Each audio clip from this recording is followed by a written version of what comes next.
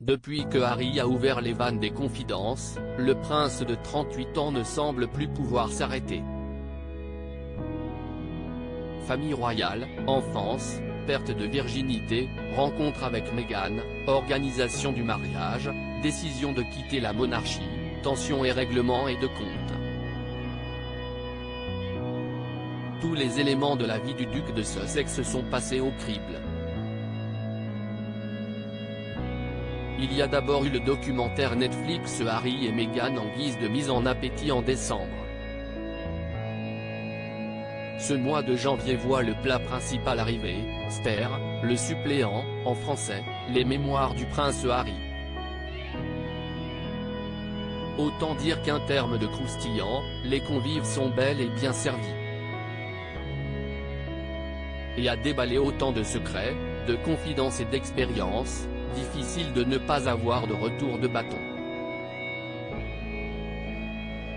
Si est ce qui semble arriver au mari de Meghan Markle.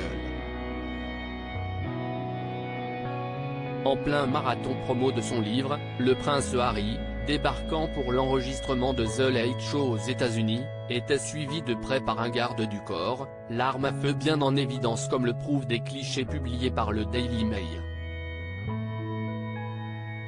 La sécurité de Harry est-elle en danger?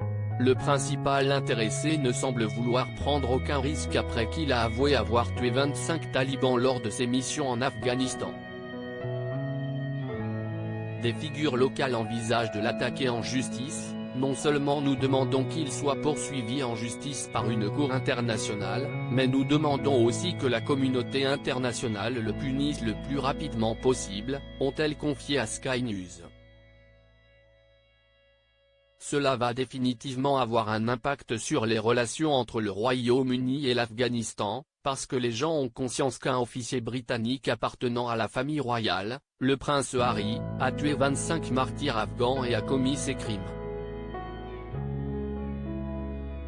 Nous tirons quand il le faut. Lors d'une interview en prévision de la sortie de son livre Le Suppléant, le prince Harry était entré plus en détail sur ces quelques semaines passées au combat. Nous tirons quand il le faut, prendre une vie pour sauver une vie. Il me paraissait essentiel de ne pas avoir peur de ce nombre. Donc le nombre pour moi s'il est 25. Ce n'est pas un chiffre qui me remplit de satisfaction, ni qui m'embarrasse. Il poursuivait, il est impossible de tuer une cible si on la considère comme une personne.